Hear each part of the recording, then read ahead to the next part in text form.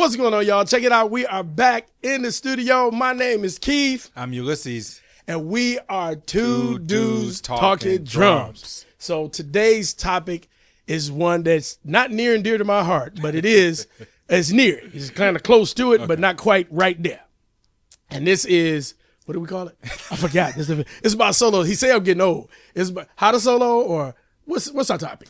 So it's drum soloing. Drum soloing. You know, I like to make stuff up. Drum soloing 101. Drum soloing 101. But I'm also going to merge two things that we were going to talk about. Catch Okay. this. Drum soloing 101, how not to overplay. See how I put two episodes? And I can see all of the buttons going off. They swiping off of us now. Y'all, that's two episodes that we were supposed to do. We're going to do them in two, but you want to bring them into one. But I can see, I'm telling you, they are unsubscribing and Yes, all. we done. Because, nobody wants to be told, especially a drummer, that you're overplaying. So let me ask you. Yes. I want you talk about it from your angle. Yes. I want to understand, what is your approach to soloing? And I want to see, now, we have not discussed this at all, really. We said we're going to do it, but we kept it to ourselves. What is your approach to soloing? Where do you start? So I'm going to say this. I look at soloing actually like reading and like a film. So I tell my students, it's a beginning, it's a middle, and there's an end. And I'll go a little deeper. Beginning, how are you starting something off? And I'm going to borrow from my brother. I'm going to sing something. I'm going to say like, pop, do, shtada, do. That's like a nice beginning phrase. Then when you get to the middle, I always say there needs to be climax. There needs to be something that's happening. There needs to be some tension. So I may take that idea, da, do, da, da, do, da, da, do, da, da, do, da, da, do, da, da, like just keep following it. And then at some point, we got to bring this baby home. And that's where a lot of drummers mess up. They don't wrap stuff up. They don't take things and say, okay, where are we going to bring it into a full, sort of bring it to a full stop. So with that said, I then focus on the end. So when the end comes up, that's when, you're da do da da do da da do do da do do da da da da da da da da bram. And then audiences are like, oh, wow, right? And a lot of times it's because of the space. So I really look at it more as storytelling as opposed to, yes, are there rhythmic elements, the rudiments, and all the different, there's phrasing, the whatever. There's also playing the melody of the song, acknowledging harmonic form. But I think at its very basic structure, I look at it as storytelling. I'm going to pick up. Okay. Because you mentioned in your idea of storytelling the way my approach. Now, I will say this, and no one's going to like me for this. I was always the one drummer on earth that didn't want to solo. I was cool with just being in the band and not doing it. But my approach, my thought process behind solo has always been, and I think I picked this up from more of a Dave Weckl kind of an idea. And I preface this, one more preface to it is that I picked this up based on what I knew my limitations were. So I knew there were things that I couldn't do. So what I'm about to say is, so it goes along the lines of your storytelling. I learned to take the drum, especially if it's a solo where I can stop, and it's literally me. Then I want to build, like you said, that beginning, that middle, that end, but I'm going to build it musically. I want you to hear the fact that I tune that drum that way. Kind of like what we were playing in the beginning, that boom, whatever. I can't remember it now.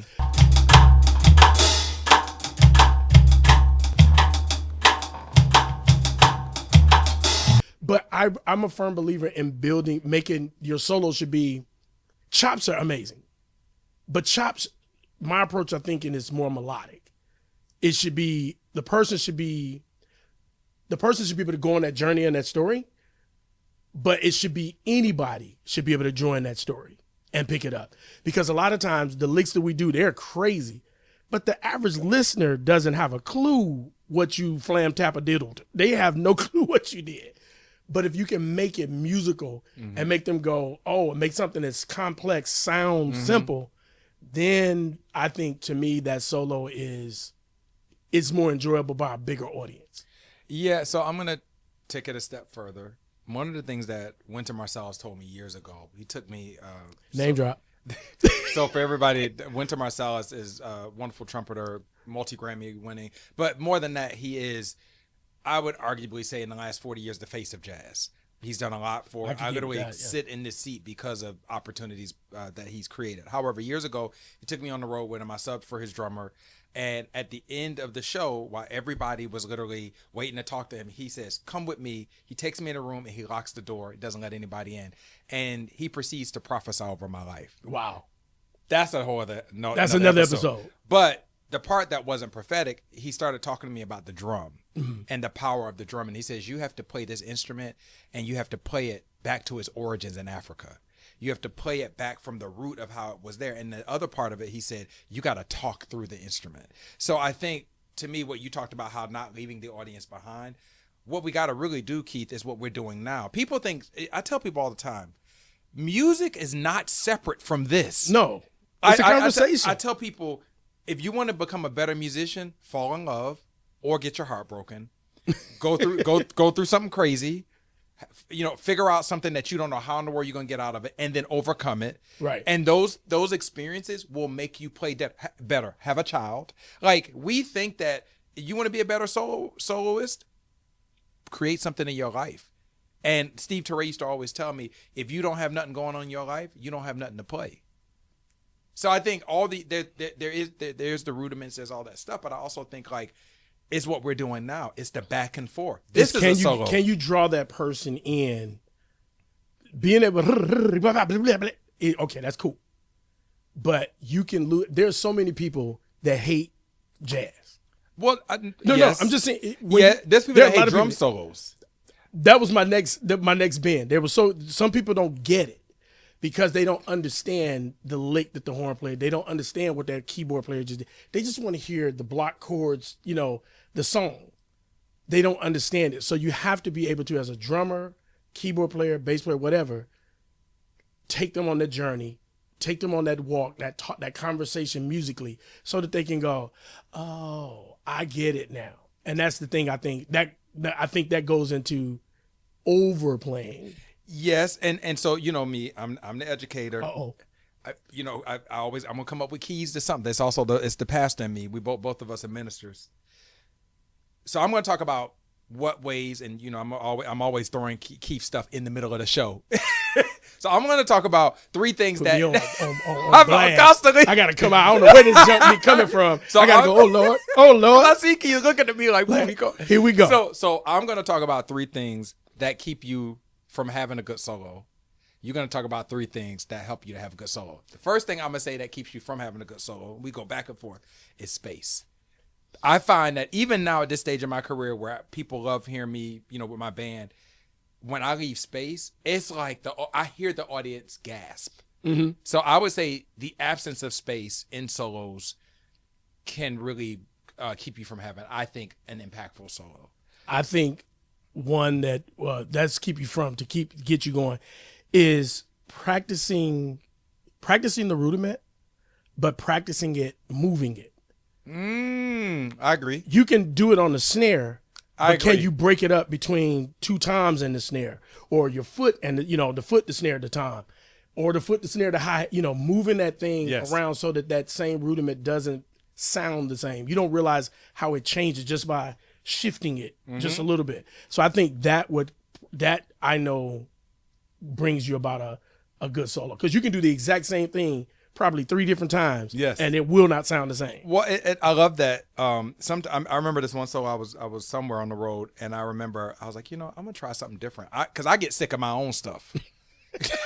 Seriously, I was like, I'm sick of my own solos today. So I said, I'm just gonna play the bass drum, and I literally spent 90% of the solo just trying to figure out what I could do with the bass drum. And by the end, people were going crazy. And it wasn't even necessarily that I think it was a great solo, but I think they liked that it was a commitment to something different. So I love that. I was going to say something that you cannot be part of a good solo is ego. I think that I've had so many years of my life where I thought about, so-and-so's in the audience. Oh, this company's in the audience. Oh, this, and you shoot your load figuratively and literally. We're going to edit that. Yeah, good.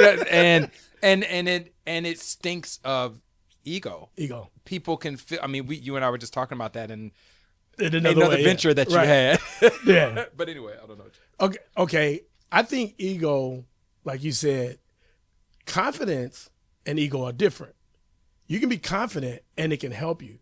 Because if you go in nervous to your solo, it can throw you off. It's thrown me off. I'm a challenger. How do you know the difference between confidence and arrogance? Because some people have been, I'm confident and I've been called arrogant. I'm sure you have been. I think. I'm sure that's happened to you too. Oh no, it's definitely. I think you have to, first of all, consider the source of the person that's calling you arrogant. Go deeper. Because go. Because sometimes you're not being arrogant, they're being jealous. Or they're intimidated. Right. Intimidation and jealousy are like bedfellows. So you have to be very, very careful about taking that criticism from the person that you know is like, we ain't even stop. You know what I mean? But I think confidence in knowing you got this. It's just saying, because the nervousness kicks in. You know what I'm saying? So just coming at it going, I know I'm saying for me, this is why I never liked doing the solo. I was like, oh God, I don't. But then I had to stop and go, Keith, you got this. And my biggest thing was just don't stop playing. Just don't stop.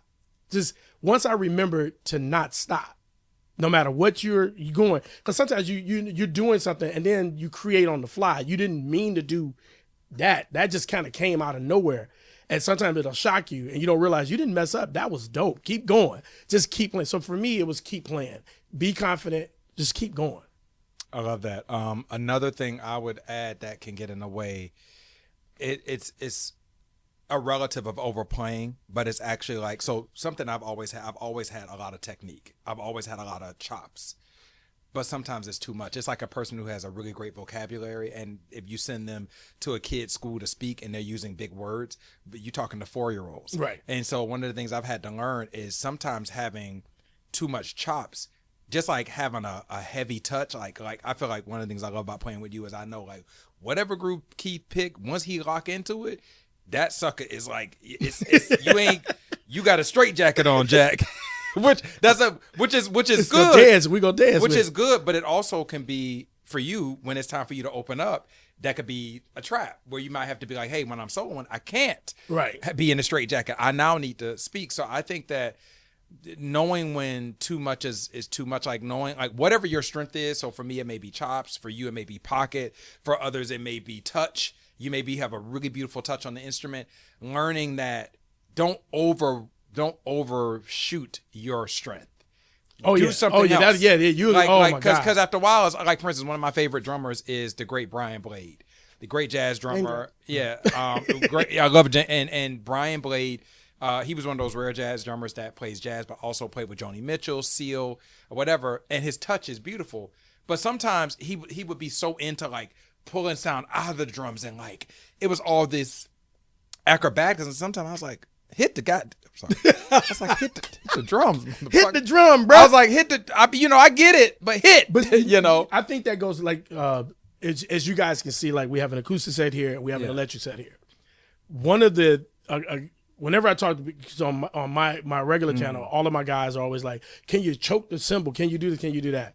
And the last guy that did, I was like, yeah, you can do that. They's like, and for some reason I just told him, I don't think I've ever played and did a cymbal choke on an E kit. On any kit. Oh wow! It's just not something I do. It's not, yeah. It's just not one of those things. But I said that to say this, to go about a thing that can make you better, and it's tying into what you just said about sometimes we get so caught up in the boop, boop, boop, boop, boop, all of that stuff, and it takes away. I'm more about the word finesse, and the word finesse says I can hit this time hard, I can hit this time soft, but I'm gonna hit this time. Now, it's not about the acrobats, it's not about flipping sticks, but it's about going back kind of like to the breath and make your solo. I'm about the musicality of a solo. The chops are amazing. I'm always amazed at these cats that can just chop it out. But sometimes I sit back, I'll literally be watching, and after I watch about 3, 4, 5 different ones, I turn and I'm watching something else. Because it's overload.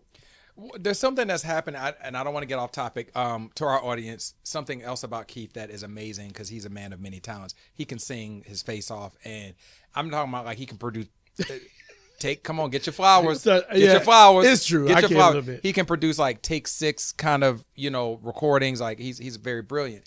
One of the things that I'm noticing in singing that just happened to me the other day, I listened to a record. I'm not going to say the artist. Have you noticed in the last 3 to 5 years, there are no singers, or there are not many singers that sing a whole song without a riff. Oh no, that's Versus, like, I feel like back, like my generation and even your generation, further back, like you had your, it was a little flavor, but not right. Like even Aretha, like these like singers like Aretha or Gladys Knight, like Patti LaBelle, like Patti. But I'm saying, like, there were big like singers like Luther. Yeah, they were bona fide singers, but they weren't riffing. They were the just whole singing. song. They didn't riff. They would give you a riff, Right.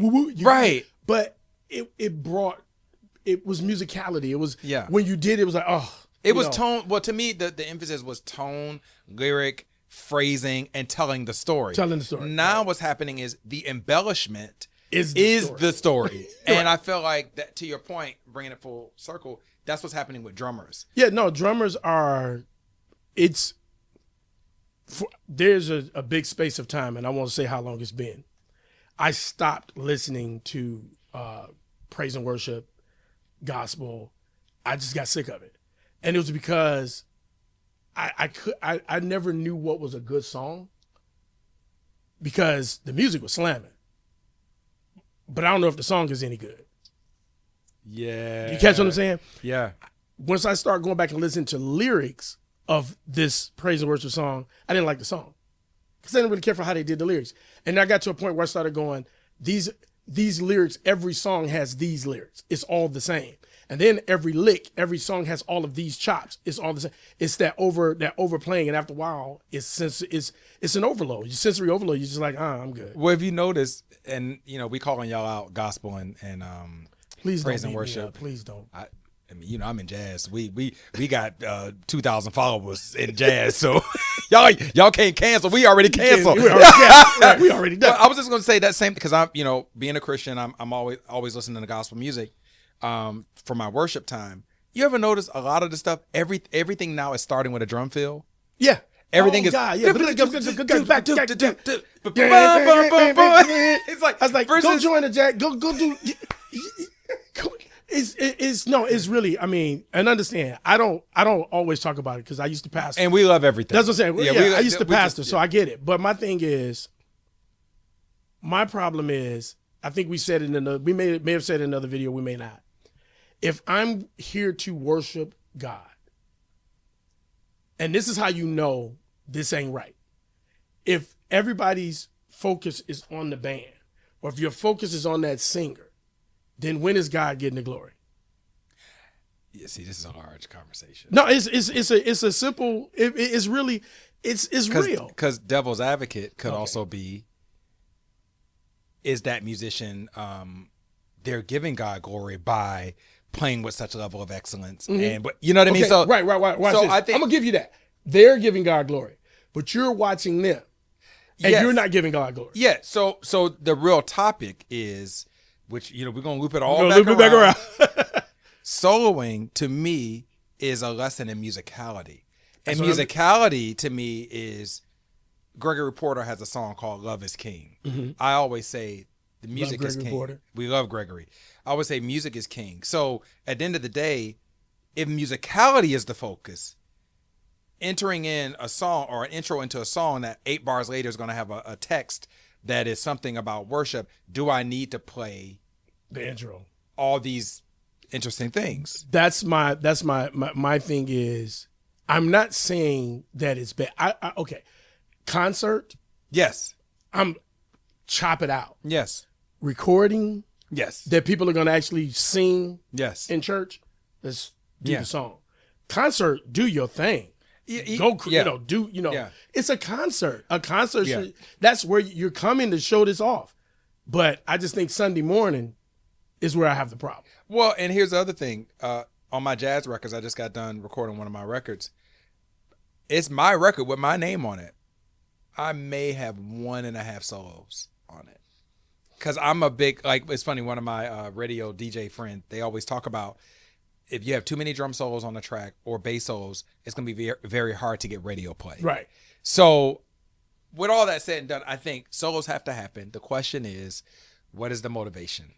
What is your why? I will say on my tracks that I'm playing, I spend more time focused on my piano playing and making certain that that's, and I always, when I record, no matter what it is, whatever the track is, I always save the drum for last.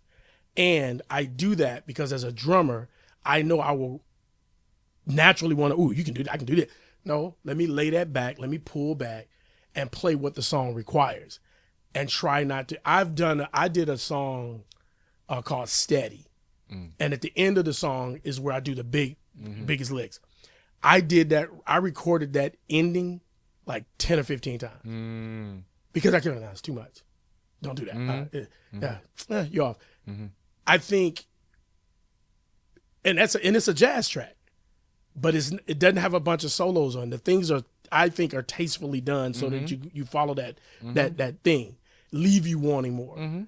I think depending on the track, whether it's jazz, whether it's gospel, whether it's pop, whether it's funk, rock, whatever, I think that you want to leave the people wanting more. If you give them all you got. Yeah, I mean, okay, I can flip that and go against it because I think giving them all you got is focus. I think ultimately what we're talking about is where's your focus. Okay. It's like for this show, right? Like even for this show, we could have had 50 different topics that allowed you to have people focus on how great of a drummer you are. We could have made things about me being a great drummer, but we're actually choosing our topics for what our audience wants. Right. We're like literally before every show, we're literally sitting and we're like, yo, what are people saying? Because we could talk about 20 things that me and you want to talk about all day, every day. Like that's how the show started. You and I had a conversation where we talked about 20 different things. But I think the goal is, are you audience facing or are you self facing? Right. And I think for me with soloing, let me just say this, it has to happen. You want to work on it. Make sure you work with if you can work with a teacher, if you come from the other school where you don't have a teacher, maybe your teachers are more informal, their church, or even just other people. I think the goal is make sure your solos have musicality and space, and you don't overplay. Practice rudiments, practice phrasing. Yes. Phrasing is like singing. Phrasing, understanding start, stop, where to drop, to practice that phrasing, because you are not going to always, until you get to a certain level, you're not going to spontaneously do something crazy and good. You might spontaneously mess up. So you want to make certain that you practice whatever that field is, and within your ability. That was my thing. I try to stay within I know what things I cannot do. I ain't finna tell you I can, but what I can do, I'm gonna make that sound good. Where you're like, oh, that's crazy. And then all drummers come out, your solo, that was good. That lick was hot. And you're like, whew. Yeah. I mean, I'll tell you this. The conversation Keith and I had literally before we pressed record was, I don't like talking about soloing. I have 2 to 3 topics that everybody comes and wants to get a lesson about. And one of them is playing fast, which to those people, I'll say, if you want to learn how to play fast, play slow. You'll never be able to play anything fast that you cannot play slow. Fast is just a sped up slow. Yep. So there's that. And the other thing is soloing. And one of the reasons why I don't like talking about soloing is because for me, soloing is very personal. That's like me, earlier you just got done with vacation with your wife.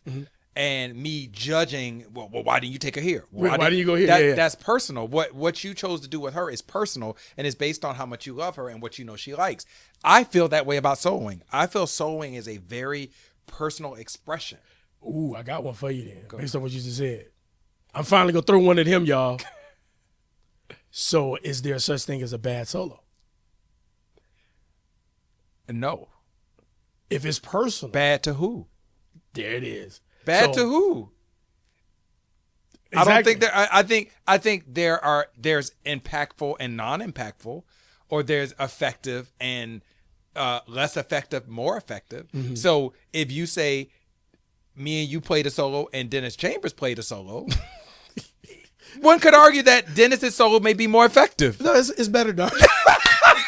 We had a bad solo. Dennis had okay. So there are we Dennis had an amazing solo and we suck. That's well, like for me, one of my first drum solo influences was Dave Weckl. Weckel's my. And Weckl is so melodic and but then later on when I got into like Max Roach and all them guys, I was like, But there's a fluidity that Weckl has.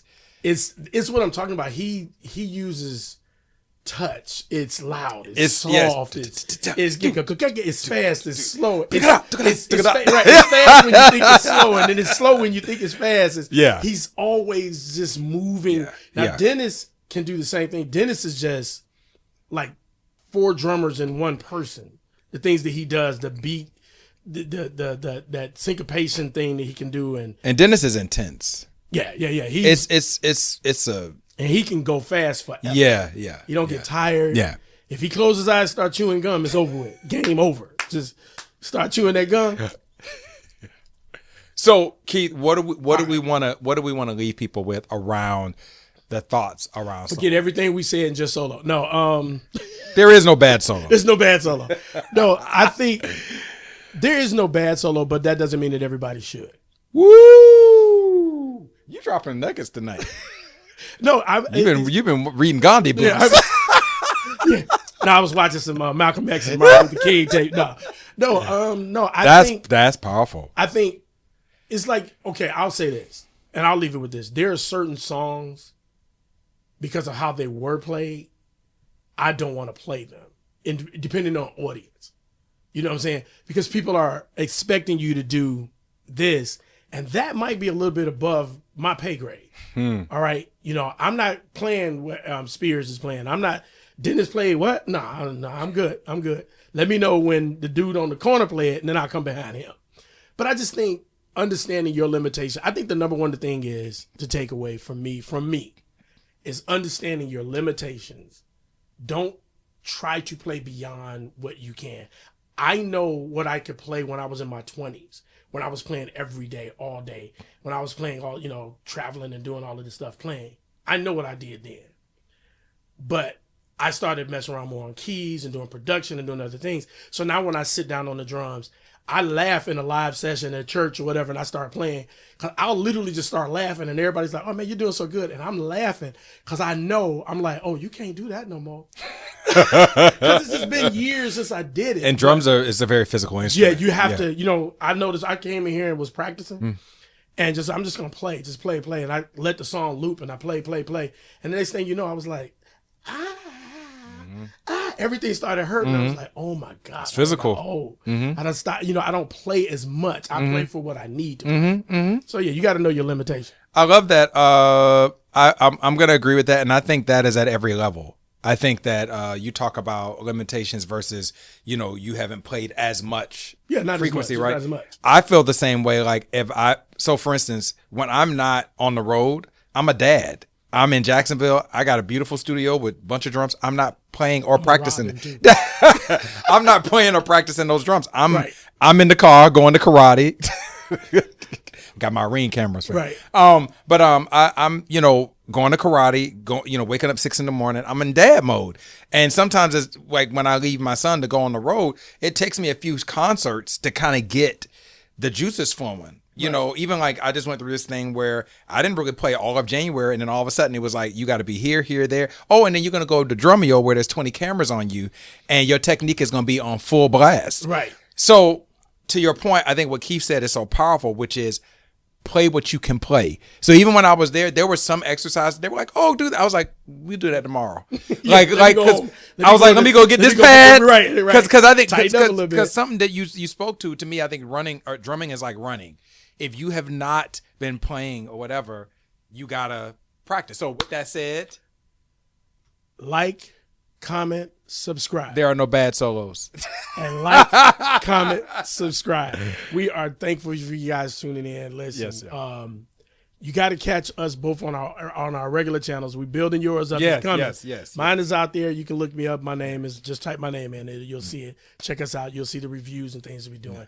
But we got stuff happening, man. There's stuff happening. The Drumeo stuff. Yeah, I got some Drumeo stuff about to drop. New man. course that just happened. That's going to be coming out later this year. I also got something else. So yeah, we are two two dudes talking drums.